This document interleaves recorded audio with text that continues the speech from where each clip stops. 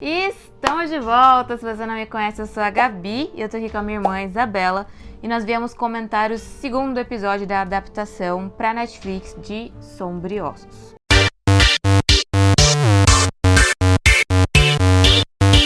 Lembrando aqui que citaremos spoilers tanto do primeiro livro da trilogia, Sombra e Ossos, quanto do primeiro livro da duologia, Six of Crows.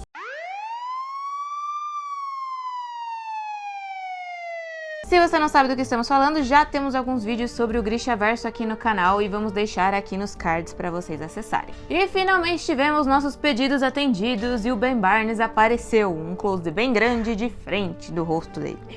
Comecei a passar mal. O encontro com o Darkling foi igualzinho, acontece no livro, sem pôr nem tirar. Ela chega lá na tenda do Darkling, ele questiona ela, o que ela é, ela não sabe responder, ela fica confusa, ela fala que ela é uma cartógrafa. Ele vai e realmente corta o braço dela e tem aquela explosão de luz e tudo mais, todo mundo vê que ela realmente é uma Grisha. Agora que a gente pega ela naquela pegada, olhando fixamente assim. Lembrando que ele dá uma pegada boa ali no braço, que só a pegada no braço já me deu calafrio, então... Empolgante. Tenho boas expectativas pro restante dos episódios. Ben Barnes nunca decepciona.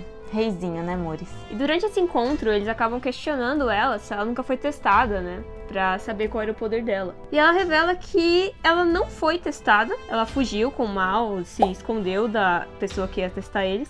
O que é algo bem diferente do que acontece no livro. Sim.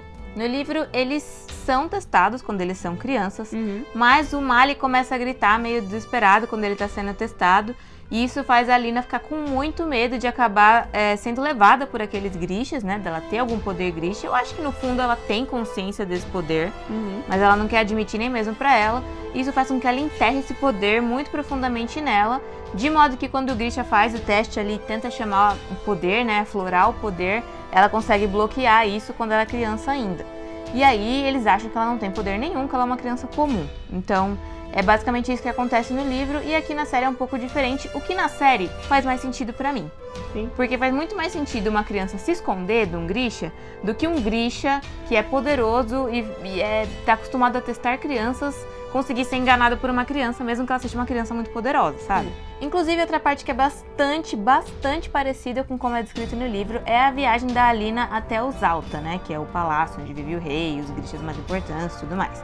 É exatamente igual é no livro. Exatamente, juro. Ela é escoltada pelo Ivan e pelo Fjord, que são dois sangradores, né? Eles são emboscados ali pelos militares Fisjardanos. Tem toda uma luta e quando a Alina tá prestes a ser assassinada ali, o Darkling chega e faz o corte.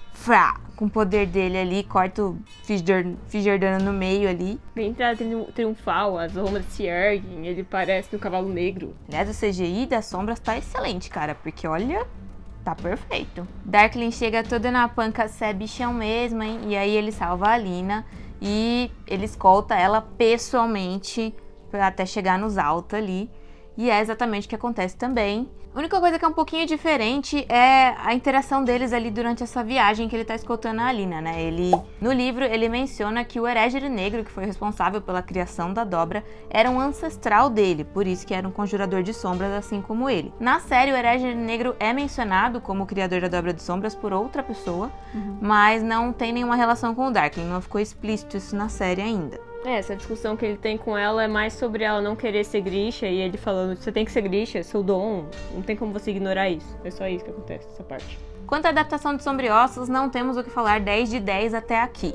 E aí seguimos para o enredo de Six of Crows. No enredo de Six of Crows já começa com um conflito entre a Inês e o Cass. Eles ficam discordando se vão aceitar ou não a missão, porque a Inês acha que é um plano suicida aceitar a missão, já que o Cass não tem um plano pra atravessar a dobra. E aí eles discutem pra caramba e a Inês sai putaça, assim, o Cass fica até se sentindo mal. E aí a Inês vai encontrar a Tante Helene, que é a ex-cafetina dela, né, pessoa que é a dona do bordel no qual ela trabalhava. E a gente descobre que a Inês tem uma dívida ainda, né, o Cass comprou ela, mas ainda faltam 5 parcelas pra ela quitar a dívida dela e ficar livre dessa mulher. E ela faz uma proposta. Ela vai aceitar a liberdade dela se a Inês usar as habilidades dela ali de sombras e de assassina, né, pra matar um homem. E ela convence a Inês dizendo que esse homem é um traficante de pessoas, e isso atinge profundamente a Inês, afinal ela foi vendida, né, ela foi traficada e vendida pro bordel. E aí ela vai atrás desse cara. Ela meio que aceita a missão ali pra ela poder se libertar. E ela vai atrás desse cara. Enquanto isso, O Cass tá lá no escritório, né? Tipo, se sentindo mal, porque ele lidou com a Inês. E nisso entram o Pekka Rollins e os homens dele no escritório do Cass. Já imobilizam ele. dá um puta pau nele. Ele já cai rapidamente, não serve pra nada a bengala, o que ele tem lá. Eles ficam ameaçando ele, falando que ele tem que abandonar a missão, que se ele não abandonar ele vai ver só. E vão embora. E nisso o Cass tá putaço, né? Porque a gente acaba descobrindo que eles têm um passado e que o Pekka Rollins não lembra do Cass, mas o Cass deixa bem claro que eles têm um passado e que ele tem um A ódio. gente só não sabe exatamente o que aconteceu entre eles ainda. E essa briga jamais aconteceria no livro, do jeito que foi planejado, porque o Cass e o Pekka Rollins são os líderes das gangues, então quem se enfrentaria seriam os capangas. Ou no mínimo teria todo um duelo, toda uma regra antiga que eles trabalham pra isso acontecer. Isso Mas não poderia acontecer. Mas eu acho que a série quis simplificar o universo, né? Sim, com Um certeza. universo que é grande, com gangues gigantes, cujos esses personagens são os chefes, realmente eles jamais se enfrentariam assim num corpo a corpo. Mas como a série tá simplificando, obviamente, porque tá colocando menos personagens, né, como eles são os principais, tá colocando eles pra se encontrar, acho que foi só um artifício da série pra simplificar o Então universo. vamos passar pano Traz o paninho, a gente vai passar. Eu vou passar esse pano. com ressalva.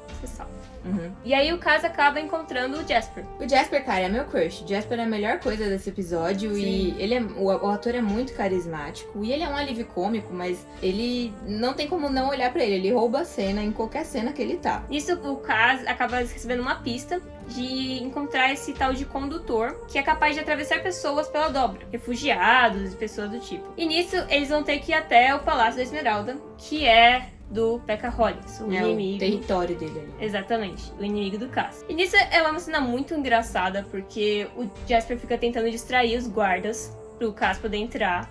E aí fica dando tiro pro alto, falando não aconteceu nada, não vi nada, vocês estão loucos. Debochado, né? Cara do deboche. E aí o Cass entra, encontra o Pop, que é uma drag queen. Eu amei essa drag queen. Parece episódio de RuPaul, bem no meio Sim. da era medieval ali, meio steampunk. E ela acaba dando informações de como encontrar o condutor. E nisso a gente acaba descobrindo que o condutor é o homem que a Inês foi matar. E aí o caminho deles vai se cruzar ali, né? E nisso a Inês já tá lá com a faca na garganta do cara, falando, você me fala quem matou. E o cara chega e fala, não mata o homem, a gente precisa dele, a gente vai ganhar dinheiro. Aí a Inês fica, como assim? Você quer que eu mantenha ele vivo, mas matar ele vai me dar minha liberdade. E aí o Cass convence ela de que não precisa ser um ou outro, ele vai conseguir a liberdade dela. Se ela não matar o cara, ele não mata o cara. E agora eles têm o condutor no time deles. E aí, cumprindo essa promessa, o Cass chega pra Tante Helene no fim do episódio quase e fala, então, eu vou levar a Inês, você vai permitir, e eu te dou isso como garantia. E é o Clube dos Corvos, que é o único lugar que eles têm como lar, o único lugar que eles têm como posse dali. Uhum. E ele dá aquilo pra Tante Helene pela Inês, pra libertar a Inês. Isso foi muito fofo. Eu tô chorando. Mesmo que isso jamais tenha acontecido no livro, e eu não imagino isso acontecendo. No livro, a Inês já tinha sido salva pelo Cass. Então, assim, ele pagou todas as dívidas dela e ela não devia nada pra Tante Helene. Então, todo esse conflito de fazer um acordo pra ela sair da cidade não aconteceu. Ela era livre pra seguir qualquer missão que fosse. Então é uma coisa que a série tá trazendo. Eu acredito que a série... A minha teoria, tá? Sim. Eu acredito que a série tá fazendo um spin-off de Six of Crows. Apesar de eles estarem adaptando, assim, super fielmente o livro dos Sombriossos, tá? Assim, cena a cena, muito fiel. Os Six of Crows estão fazendo um spin-off do livro. Então eles pegaram esses personagens, pegaram o universo em que eles estão vivendo ali, né, em Ketterdam, e eles estão colocando esses personagens como se estivesse se passando na época da Lina, né, na época de Sombriossos. Então eu acredito que, assim, no futuro, onde se passa Six of Crows, no enredo que vai se desenvolver no livro, ela já tá livre, ela já faz parte da gangue, ela não tem dívida nenhuma. Mas se no passado tivesse acontecido dessa maneira... Isso teria acontecido, essa teria sido a conduta deles. Então a gente tem que encarar, pelo menos quem leu, acaba encarando como se fosse uma nova aventura deles. Então não se apega muito ao que acontece no livro, porque você pode ter uma dorzinha no coração, ou uma revolta profunda que nem eu tive boa parte desse episódio. Eu acho que no fundo, como adaptação, esse enredo de Six of Crows não funciona, porque não é uma adaptação. Sim. Né? Eles só pegam os personagens e colocam no mesmo contexto em que se passa Sombriossos. Mas como série funciona. Sim. Eu acho que o que tá mais me incomodando, assim, nesse segundo episódio, é a diferença de ritmo entre o núcleo de Ketterdam e o núcleo de Ravka. Sim. Em Ravka a gente ainda tá, sei lá, no primeiro, segundo, terceiro capítulo do livro. tá bem arrastado, você tá bem no começo da história. E em Ketterdam as coisas são muito aceleradas. São muitos nomes, muitos personagens, muitas coisas acontecendo ao mesmo tempo. Então tá sendo assim, parece que eu tô assistindo 2 séries diferentes. Tá difícil pra mim colocar tudo no mesmo universo, não parece o mesmo universo. Eu acho que é isso que tá me incomodando um pouco aqui nesse segundo episódio. E parece que Ketterdam foca muito mais na ação, enquanto Ravik é mais psicológico. Por exemplo, ela ainda acabou de chegar lá, né? E ela ainda tá refletindo sobre a perda do mal. No final do episódio, ela acabou de chegar no palácio, né, em Usalta. E diferente do livro, no livro ela chega e as coisas já vão acontecendo, ela vai conhecer o rei, acontecem várias coisas, né, que eu acho que vai acontecer agora no 3º episódio. Na série, foca muito mais em como ela tá se sentindo. Então ela chega no quarto, tem todo o momento ali dela sentir o peso, né, dessa responsabilidade que foi dada a ela agora, e sentir a perda do Marley, né, ela começa a sentir muita falta dele, tem, tipo, uma longa cena, tipo, em que ela tá sofrendo e tudo mais, e é uma coisa que a gente não vê no livro, eu achei interessante essa abordagem da série, assim, foi uma coisa que acrescentou pra mim, e que eu fiquei feliz com a adaptação.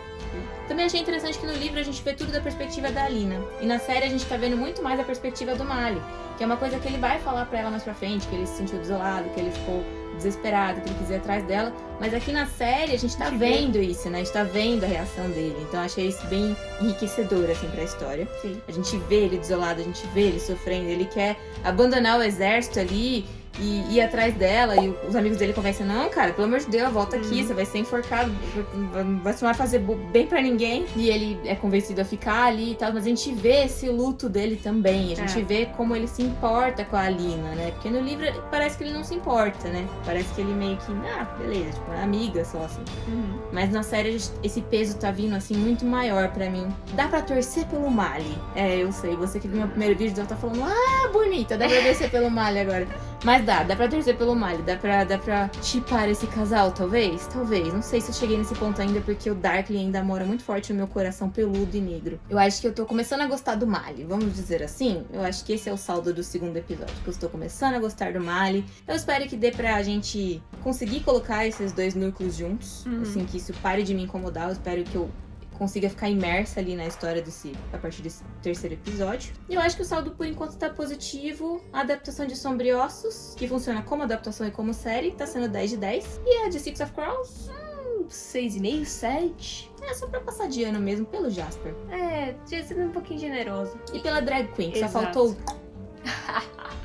Assistidores de RuPaul, essa referência foi pra vocês. Não vai embora desse vídeo antes de deixar o seu curtir aqui no canal, porque é muito importante pra divulgação desse vídeo, pra propagar a nossa palavra da Leite Bardugo e do Grishaverso. Comenta aqui embaixo o que você achou desse episódio, se você concorda com a gente, se você discorda. Haters, não sacanhem, deixem os comentários de vocês também. E se você quiser ser o primeiro hater a deixar o seu comentário, se inscreve aqui no canal pra receber tudo assim que sair, porque vai ter muitos vídeos ainda sobre o Grishaverso. E agora bora maratonar, né? Bora. Um beijo e até a próxima.